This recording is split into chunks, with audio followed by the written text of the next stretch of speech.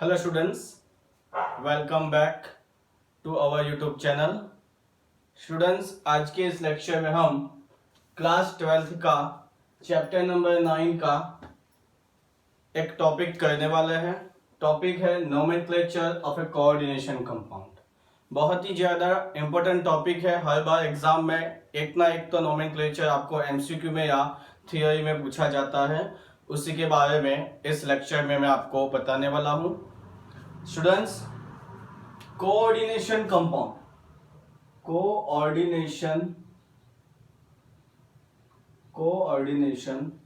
Compound. तो सबसे पहले तो हमें यह पता होना चाहिए कि हमारे जो कोऑर्डिनेशन कंपाउंड्स है वो हमें 3 टाइप के मिलते हैं। ठीक है स्टूडेंट्स, फर्स्ट है कि पहले हमें कोऑर्डिनेशन एंटिटी, जो ये मैं स्क्वायर ब्रैकेट में लिख रहा हूं, वो है हमारी कोऑर्डिनेशन एंटिटी। कैपिटल एम मतलब सेंट्रल मेटल एटम, एल का मतलब लिगेंड, और उसके बाद यहाँ पे जो लिख रहा हूं वो है काउंटर आयन। उसके बाहर हमारे पास है एक्स एम एल, एक इस तरीके का कोऑर्डिनेशन कंपाउंड होता है। और थर्ड टाइप का होता है कि सिर्फ हमारे पास कोऑर्डिनेशन एंटिटी ही हो। ठीक है, कोऑर्डिनेशन एंटिटी के राइट हैंड साइड के यहाँ ऊपर की साइड पॉजिटिव चार्ज भी हो सकता है, नेगेटिव चार्ज भी हो सकता है, और नो चार्ज, किसी तरीके का चार्ज नहीं हो सकता। हम ठीक है स्टूडेंट्स, तो हमें इन सभी का क्या करना है, नेमिंग करना है। ठीक है, हमें क्या करना है, इन सभी का नेमिंग करना है। ठीक है, तो यहाँ पे आपको एक बात तो ये पता चल गई कि ये जो कोऑर्डिनेशन एंटिटी है हमारी, वो पॉजिटिव, नेगेटिव और नो चार्ज हो सकती है। उसी तरीके से हमारे पास यहाँ पे जो ये कंपाउंड है कोऑर्डिनेशन, उसमें जो फर्स्ट होता है वो होता है हमारा पॉजिटिवली चार्ज, और सेकंड वन होता है वो हमारा नेगेटिवली चार्ज होता है। उसी तरीके से यहाँ पे ये होता है पॉजिटिवली चार्ज, और यहाँ पे होता है ये नेगेटिवली चार्ज। ठीक है स्टूडेंट्स, ओके। अब कोऑर्डिनेशन कंपाउंड के जब रूल्स हम पढ़ते हैं उसमें लिखा जाता है कि name of cation listed first. इसका मतलब होता है कि हमें जो भी कोऑर्डिनेशन कंपाउंड दिया गया है उसमें हमें सबसे पहले किसका नेमिंग करना है, उसमें हमें सबसे पहले कैटायन का नेमिंग करना है। ठीक है, अगर मुझे इस तरीके का एक कोऑर्डिनेशन कंपाउंड दे दिया जाए तो मुझे सबसे पहले ये जो मेरी कोऑर्डिनेशन एंटिटी है, स्क्वायर ब्रैकेट में जो मैंने लिखा है वो क्या है, कोऑर्डिनेशन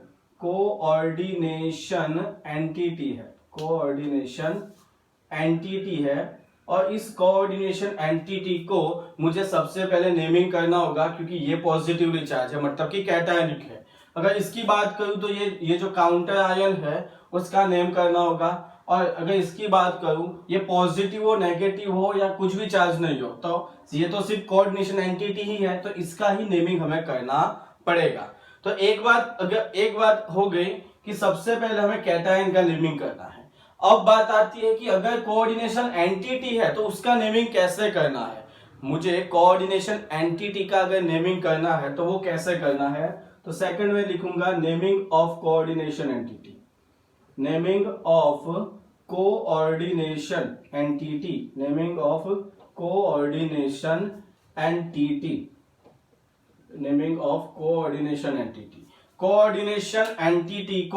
कोऑर्डिनेशन एंटिटी को मैं यहां पे कुछ इस तरीके से स्क्वायर ब्रैकेट में लिखता हूं। तो इस स्क्वायर ब्रैकेट में जो मेटल और लिगेंड, इस स्क्वायर ब्रैकेट के अंदर मेटल, सेंट्रल मेटल एटम को कैपिटल एम से, और इसके अंदर लिगेंड जिसको मैं कैपिटल एल से रिप्रेजेंट करता हूं, इसका मुझे नेमिंग करना है। तो जो यहाँ पे एक मैं इक्वेशन लिखने वाला हूं उसके अकॉर्डिंग ये कोऑर्डिनेशन जो एंटिटी है उसका नेमिंग किया जाता है। सबसे पहले हमें लिखना होता है, अगर कोऑर्डिनेशन एंटिटी का मुझे नेमिंग करना है तो सबसे पहले मैं क्या लिखूंगा, तो नंबर ऑफ लिगेंड्स सॉरी ये भी नहीं लिख सकते, नंबर ऑफ लिगेंड्स नहीं, हम लिख सकते हैं prefix, prefix for, prefix for number of ligands, prefix for number of ligands plus name of ligands, plus name of ligands, name of ligand plus plus name of, plus name of को name of central metal atom, central metal atom plus plus oxidation state of, plus oxidation, यहां पे CM का मतलब है central metal atom, यहां पे होगा oxidation state of central metal atom, ठीक है, oxidation state of central atom. Okay, यहाँ पे जो ये prefix for number of ligands मैंने लिखा है, prefix for number of ligand, देखो ये जो है वो हमारा इक्वेशन है कोऑर्डिनेशन एंटिटी का। क्या करना है हमें, कोऑर्डिनेशन एंटिटी का अगर मुझे नेमिंग करना है तो ये है मेरा इक्वेशन, ठीक है।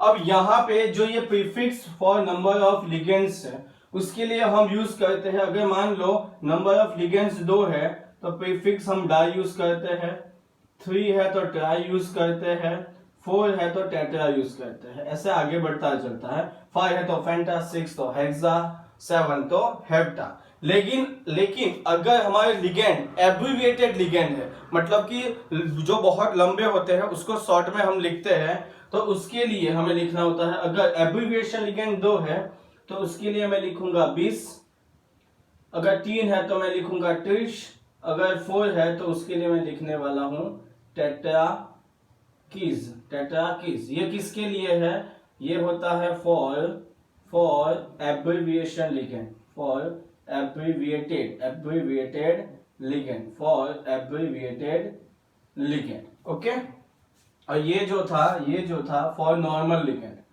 For normal ligand, for normal ligands. Okay, एक तो ये हो गया। चलो, उसके बाद हमें लिखना है नेम ऑफ लिगेंड। तो याद रखो लिगेंड जो आपके होते हैं वो 3 टाइप के होते हैं। लिगेंड्स जो होते हैं वो आपके 3 टाइप के होते हैं, positively charge ligand, neutral ligand, positively charge ligand, neutral ligand, positively charge ligand, neutral ligands and negatively charged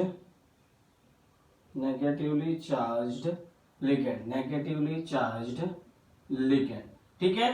तो याद रखना इन दोनों का तो जो नॉर्मल नेम होता है वही लिखा जाता है। नेगेटिवली चार्ज जो लिगेंड होता है उसमें हैज अ सफिक्स आप ओ ऐड करते हो, हैज अ सफिक्स आप क्या ऐड करोगे, ओ। एग्जाम्पल के तौर पे अगर चाहिए तो CN है, CN माइनस है तो इसका हो जाएगा साइनाइड, इसको हम साइनाइड लिखते हैं, लेकिन हम जब नेम ऑफ लिगेंड लिखने वाले हैं तब हम इसको लिखेंगे साइनाइड, ई निकाल दो और यहाँ पे O ऐड कर दो। उसी तरीके से Cl minus negatively charge ligand तो क्लोराइड होता है, तो उसके बदले लिख दो क्लोराइडो, उसके बदले लिख दो क्लोराइडो, ठीक है। तो ये हो गया नेम ऑफ, ये क्या हो गया हमारा नेम ऑफ लिगेंड हो गया। उसके बाद name of central metal atom, उसके बाद क्या लिखना है हमें, name of central metal atom. तो सेंट्रल मेटल एटम का अगर मुझे नेम लिखना है तो याद रखना कि मान लो आपका सेंट्रल मेटल एटम जो है वो यहां पे जो ये कोऑर्डिनेशन एंटिटी है जो पॉजिटिवली चार्ज है उसमें होगा, मान लो, या तो वो आपकी कोऑर्डिनेशन एंटिटी जो नेगेटिवली चार्ज है उसमें होगा, ठीक है। अगर आपका कोऑर्डिनेशन, आपका central metal atom positively charge coordination entity में है तो अगर यहाँ पे कोबाल्ट है, ठीक है, ये क्या है CO मतलब कैपिटल C और स्मॉल o, तो इसका नेमिंग मैं लिखूंगा कोबाल्ट, ठीक है। लेकिन अगर आपका central metal atom negatively charge coordination entity में है तो यहाँ पे कोबाल्ट के बदले लिखा जाएगा कोबाल्टेट, कोबाल्ट के बदले लिखा जाएगा कोबाल्टेट। इसका मतलब होता है कि यहाँ पे सफिक्स में ATE का यूज होता है। जब आपका central metal atom positively charge coordination entity में है तो नॉर्मल जो उसका नाम है वही लिखा जाता है, और अगर आपका central metal atom negatively charge coordination entity में है तो हैज अ सफिक्स ATE। यहां पे हम देख सकते हैं ATE को मैंने ऐड किया हुआ है, ठीक है स्टूडेंट्स। तो ये हो गया name of central metal atom, और लास्ट में ऑक्सीडेशन नंबर लिखना होता है जो एग्जैक्टली नेम ऑफ लिगेंड जो है, सेंट्रल मेटल एटम जो है उसका जो नेम है उसके एग्जैक्टली राइट हैंड साइड लिखना होता है कुछ ऐसे स्क्वायर ब्रैकेट में, और इसके अंदर भी रोमन नंबर में लिखना होता है। रोमन नंबर में हमें यहाँ पे कुछ लिखना होता है, मतलब कि रोमन नंबर मतलब 1 हो तो कुछ इस तरीके से, 2 हो तो कुछ इस तरीके से, 3 हो तो कुछ इस तरीके से, और 4 हो तो हम इस तरीके से लिख सकते हैं। तो ये था एक जनरल रिप्रेजेंटेशन, मतलब कि अगर आपको कोऑर्डिनेशन कंपाउंड का नेमिंग करना है तो इन सब रूल्स के बारे में आपको थोड़ा बहुत तो पता होना चाहिए, थोड़ा बहुत तो आपको पता होना चाहिए। अब मैं आपको 2 एग्जांपल देके यहाँ पे बताने वाला हूं कैसे नेमिंग की जाती है। ये रूल्स आप याद कर लो, ठीक है। चलो स्क्रीनशॉट चाहिए तो स्क्रीनशॉट ले लो। ओके चलो हो गया होगा।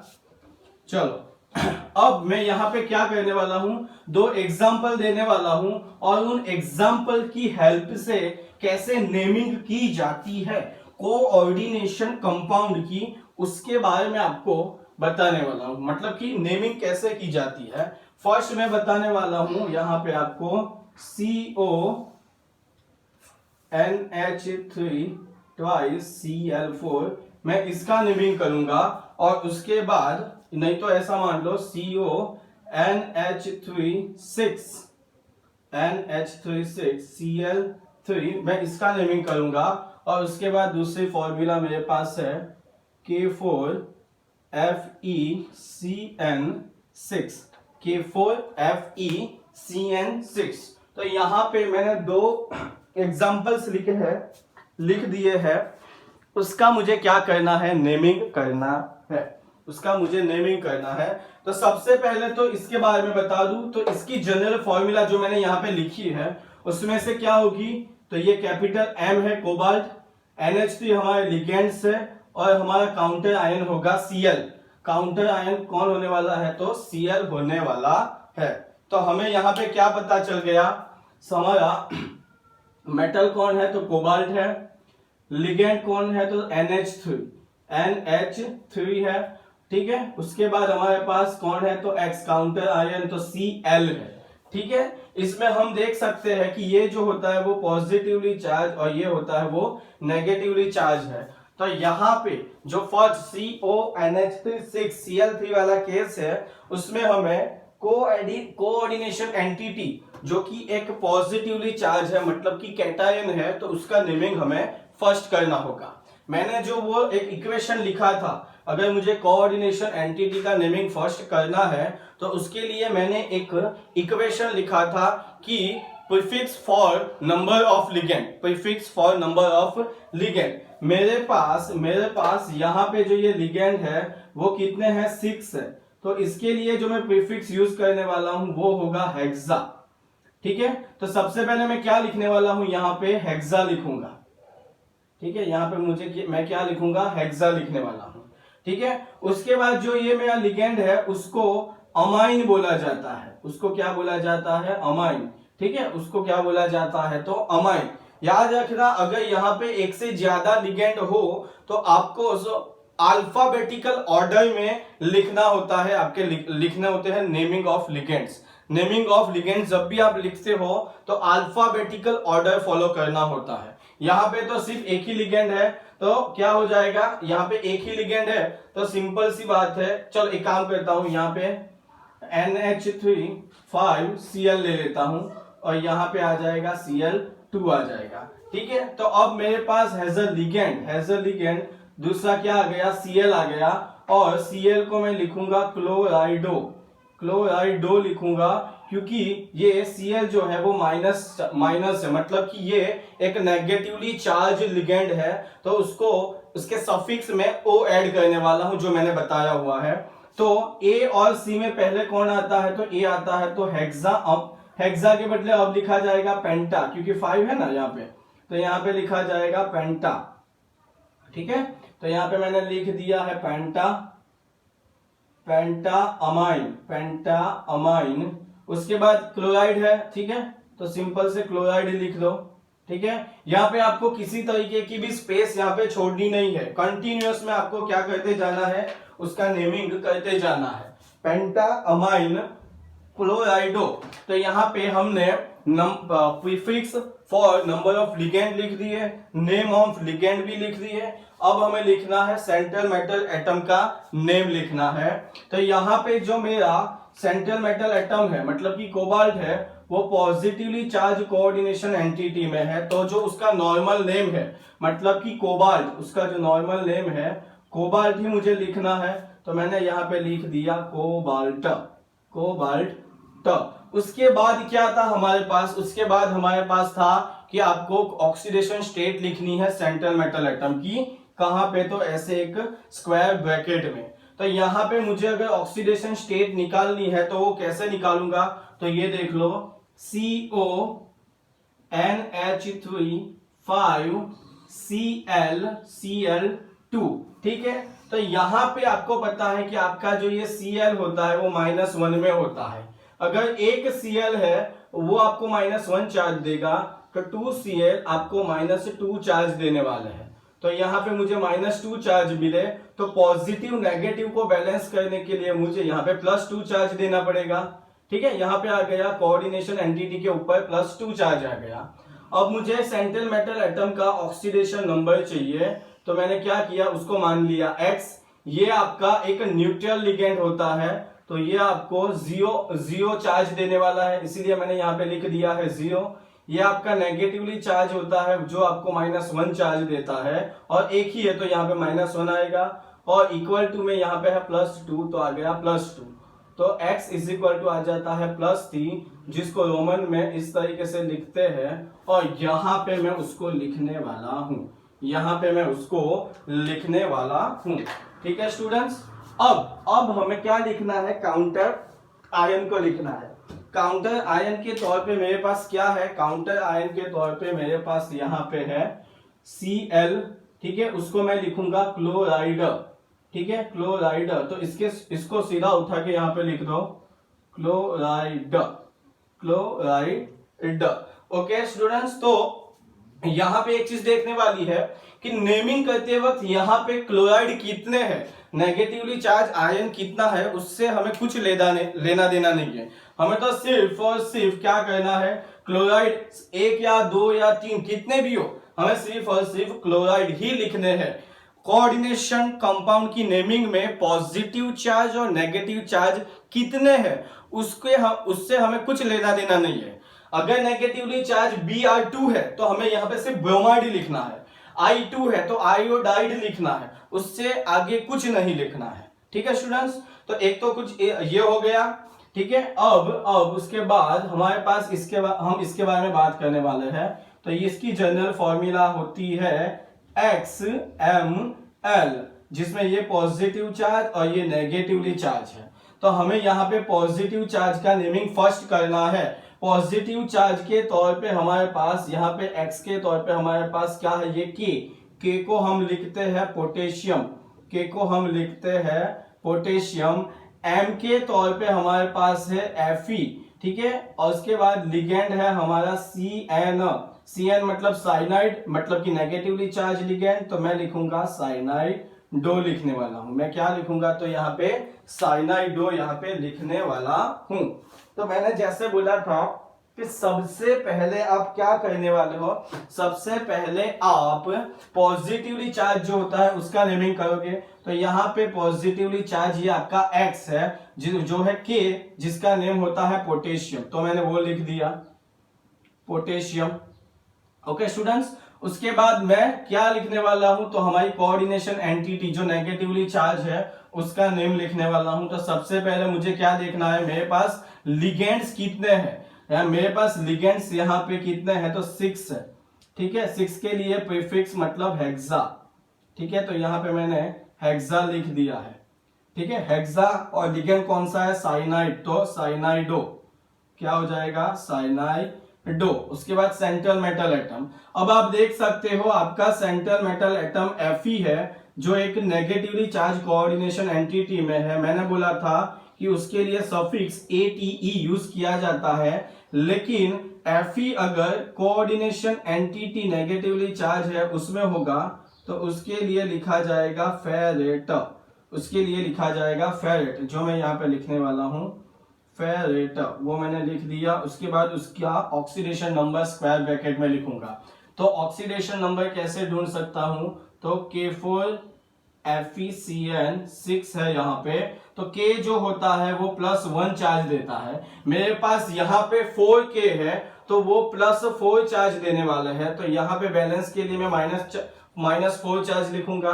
उसके बाद Fe जो है वो मान लो X है, Cn आपका -1 चार्ज देता है, लेकिन क्योंकि नंबर ऑफ Cn कितने हैं, 6 है, तो मैं यहाँ पे क्या लिखूंगा, X -6 लिख दूंगा, और इक्वल टू आएगा -4, यहाँ पे -4, therefore X is equal to आ गया 2, X इज इक्वल टू आ गया 2, मतलब कि Fe का ऑक्सीडेशन नंबर जो है वो आ जाता है 2, जिसको रोमन में कुछ इस तरीके से लिखा जाता है।